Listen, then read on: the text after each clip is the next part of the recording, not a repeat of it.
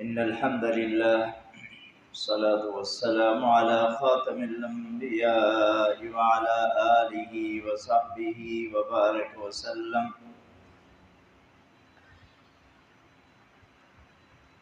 أما بعد، أعوذ بالله من الشيطان الرجيم. بسم الله الرحمن الرحيم.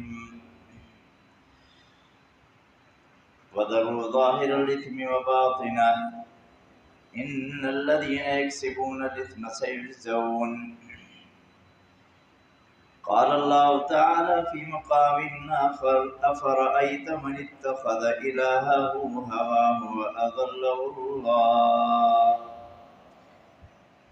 إن الله وملائكته يصلون على النبي يا أيها الذين آمنوا صلوا عليه وسلموا تسليما. اللهم صل على سيدنا ونبينا ومولانا محمد وعلى آله وصحبه وبارك وسلم. رب اشرح لي صدري ويسر لي أمري واحلل عقدة من لساني يفقهوا قولي. عزیزان محترم، واجب الاحترام دوست اور بھائیوں،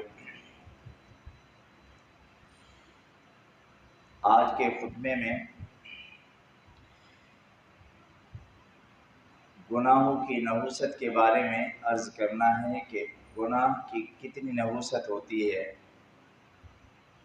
دراصل ہم جس آدمی کو منحوس کہتے ہیں وہ منحوس نہیں ہوا کرتا، ان کے کردار منحوس ہوا کرتے ہیں۔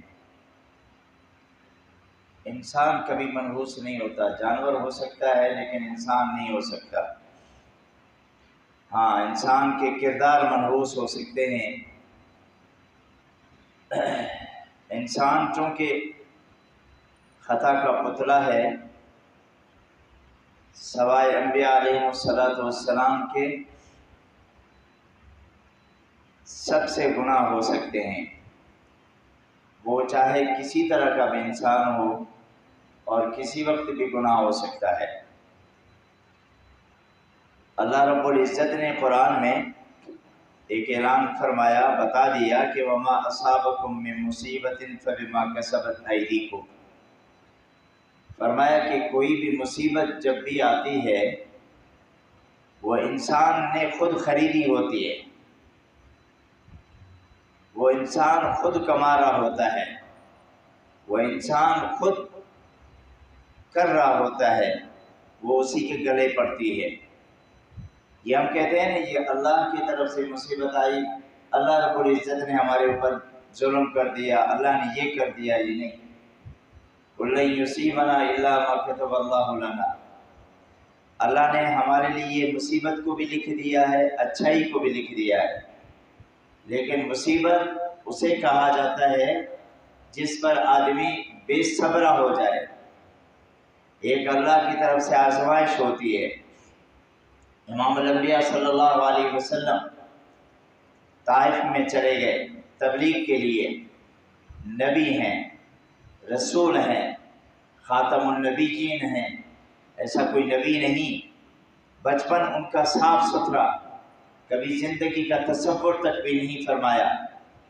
ماں کے پیٹ سے پیدا ہوئے، جوانی کی جولانی میں تھے، پھر بھی ہر کافر مانتا رہا کہ یہ شخص بالکل مصفا ہے، صاف ہے۔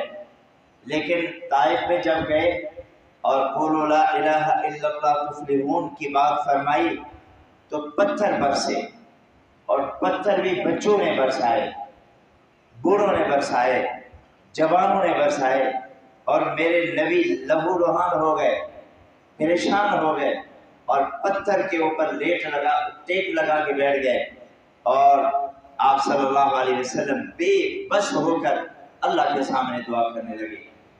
آپ اس کو کیا کہیں گے؟ مصیبت کہیں گے؟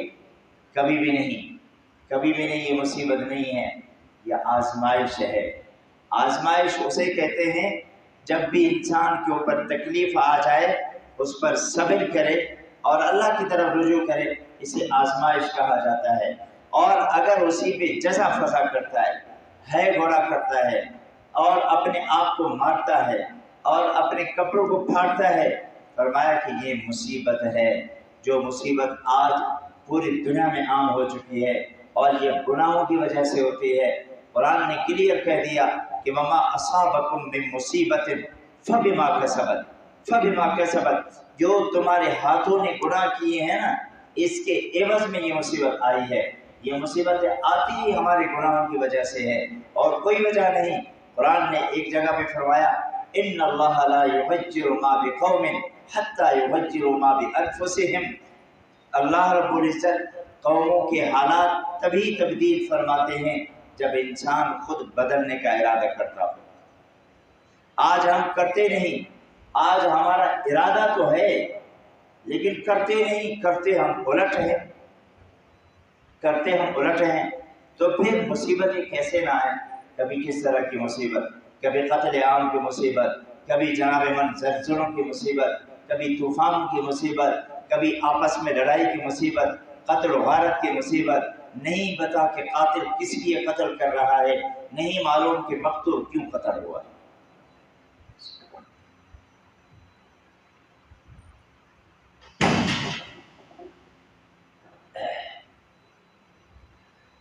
تو میرے بھائیوں، اللہ رب العزت فرما رہے ہیں کہ من یعمل سوءا یجز بہ، اگر آپ برائی کریں گے تو آپ کو ضرور بدلہ دیا جائے گا، اگر دنیا میں نہیں تو آخرت میں ضرور۔ اللہ رب العزت کے سامنے تھا فرعون، موسیٰ علیہ السلام کو قتل کرنے کے لیے 70,000 بچوں کو قتل کر دیا۔ 70,000 بچوں کو قتل کرنا آسان نہیں ہے۔ اس زمانے کے ایجنسیز کے ہر بندہ ہر اس گھر کے باہر کھڑا ہوتا تھا جہاں بچہ ہونے والا ہوتا تھا، اور جب بچہ پیدا ہوتا فوراً اس کو ذبح کرتے، اور اسی طرح کرتے کرتے 70,000 بچے قتل ہوئے۔ میرا اللہ دیکھ رہا تھا کہ فرعون قتل کروا رہا ہے، فرعون کے حکم سے قتل ہو رہے ہیں، فرعون کے حکم سے ذبح ہو رہے ہیں، ایک موسیٰ علیہ السلام کو بچانے کے لیے کہ موسیٰ پیدا ہوگا جو میرا دشمن بنے گا۔ ایک بچے کو قتل کرنے کی وجہ سے، یعنی ایک بچے کی وجہ سے پوری انسانیت، پورے بچوں کو قتل کر دیا۔ اللہ دیکھ رہا تھا، لیکن اللہ نے ان کو ایک دن بھی سر میں درد نہیں دیا۔ تفسیر ابن کثیر میں لکھا ہے کہ ایک دن بھی اس کو سر میں درد نہیں ہوا، ایک دن بھی اس کو بخار نہیں آیا۔ 350 سال زندگی گزاری، اور اس کے بعد جب مرتا ہے تو اللہ رب العزت نے ایسا غرق کر دیا اور فرمایا کہ قیامت تک تو اسی طرح معلوم رہے گا۔ النار یعرضون علیہا غدوا وعشیا، تمہیں جہنم کا عذاب صبح کو اور شام کو ہوتا رہے گا۔ اللہ نے قرآن میں بتا دیا فرعون کے لیے کہ النار یعرضون علیہا غدوا وعشیا، تمہارے ظلم کی وجہ سے قبر کے اندر تمہارے اوپر عذاب ہوتا رہے گا۔ اور پھر اللہ نے یہ بھی بتا دیا کہ فَالْيَوْمَ نُنَجِّيكَ بِبَدَنِكَ لِتَكُونَ لِمَنْ خَلْفَكَ آیَةً، تمہارے جسم کو ہم باہر رکھیں گے اور قیامت تک آنے والے لوگوں کو بتا دیں گے کہ یہ ہے فرعون، یہ ہے جس نے اپنے آپ کو خدا کہا تھا، اور یہ ہے ہر اس بچے کو قتل کر دیا کہ شاید یہ بچہ میرا دشمن نہ بنے، شاید یہ میرا بچہ دشمن نہ بنے، شاید یہ میرا بچہ دشمن نہ بنے۔ 70,000 بچوں کو قتل کر دیا۔ یہ وہ آدمی ہے فَالْيَوْمَ نُنَجِّيكَ بِبَدَنِكَ لِتَكُونَ لِمَنْ خَلْفَكَ آیَةً، یہ قیامت تک میں تمہارے جسم کو رکھوں گا، اور آنے والے جو اپنے آپ کو خدا کہیں گے وہ بھی تمہیں دیکھیں گے کہ یہ خدا مر چکا تو ہم بھی اسی طرح مر جائیں گے۔ ایک وحدہ لا شریک ہے جو ہمیشہ زندہ تھا، ہے اور رہے گا۔ تو اللہ رب العزت نے فرمایا کہ من یعمل سوءا یجز بہ، بدلہ تمہیں ضرور ملے گا برائی کا۔ یہ مت سوچنا کہ میں کسی کو تھپڑ ماروں گا تو اس کا بدلہ نہیں دیا جائے گا، نہیں،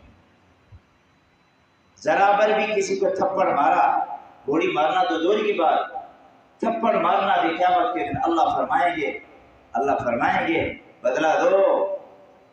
ایک شخص آیا یہودی، رسول اللہ صلی اللہ علیہ وسلم کی خدمت میں کہنے لگے حضور آپ نے مجھے تھپڑ مارا تھا، بلکہ آپ نے مجھے ڈنڈی ماری تھی۔ آپ صلی اللہ علیہ وسلم نے فرمایا کہ مارو تو بدلہ لو۔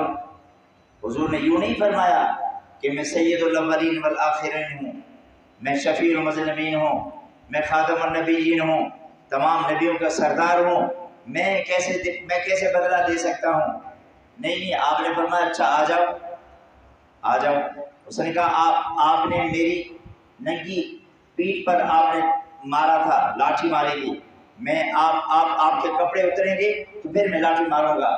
میرے نبی پاک صلی اللہ علیہ وسلم نے کپڑے بھی اتار دیے، قمیض اتاری، پیچھے سے آیا اور میرے نبی کے دونوں کندھوں کے درمیان میں ایک مہر تھی، اس پہ لکھا ہوا تھا محمد الرسول اللہ، مہر نبوت۔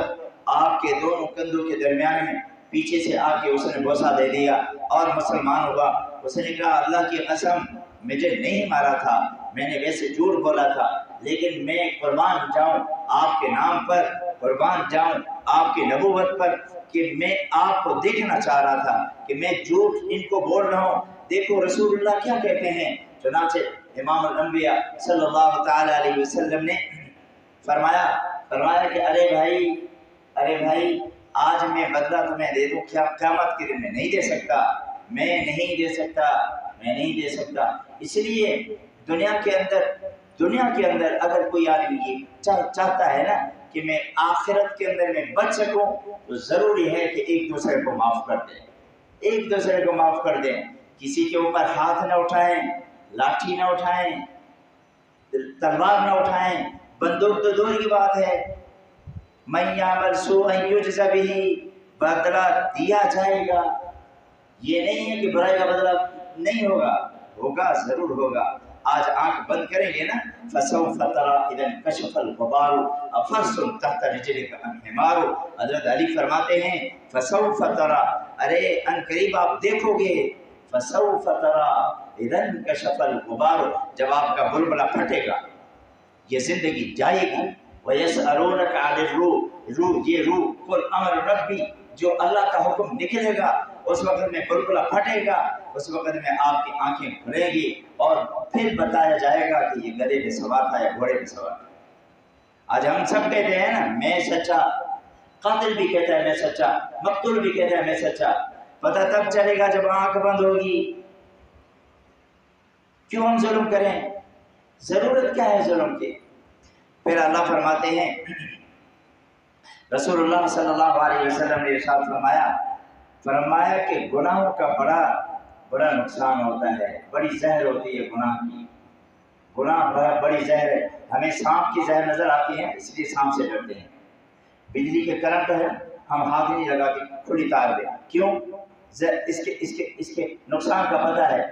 گناہ کا پتہ چل جائے کہ گناہ کیا نقصان دیتا ہے، ارے آخرت کو باقاعدہ تباہ کر دیتا ہے کوئی بھی گناہ، اور گناہ کو ہلکا نہ سمجھیں۔ رسول اللہ صلی اللہ علیہ وسلم نے ارشاد فرمایا کسی بھی چھوٹے گناہ کو بھی ہلکا نہ سمجھا کرو، اس لیے کہ چنگاری سے ہی آگ بن جاتی ہے۔ چھوٹے گناہ کرتے کرتے بڑے ہو جاتے ہیں اور ہم کہتے کچھ نہیں ہوتا۔ اور آخر میں اللہ رب العزت فرمائے، آخر میں عرض کر رہا ہوں ان ربک لبالمرصاد، آپ کا کیا خیال ہے کہ میں گناہ کر رہا ہوں کوئی نہیں دیکھ رہا؟ نہیں، میں اللہ دیکھ رہا ہوں۔ یعلم خائنۃ الاعین وما تخفی الصدور، جو تمہاری آنکھیں دائیں بائیں پھرکتی ہیں، جو تمہارے دلوں کے اندر گندگی بھری ہوئی ہے نا، میں اللہ کو پتہ ہے، میں جانتا ہوں۔ یعلم خائنۃ الاعین، جب اللہ جانتا ہے تو پھر ہم کس کی ڈر کی وجہ سے ہم گناہوں سے باز آ جاتے ہیں؟ اللہ کے ڈر کی وجہ سے، صرف اللہ کے ڈر کی وجہ سے۔ اگر آج ہم ڈریں گے تو کل قیامت کے دن اللہ ہمیں ممبر پر بٹھا دیں گے انشاءاللہ۔ اللہ ہم سب کو عمل کی توفیق عطا فرما دے۔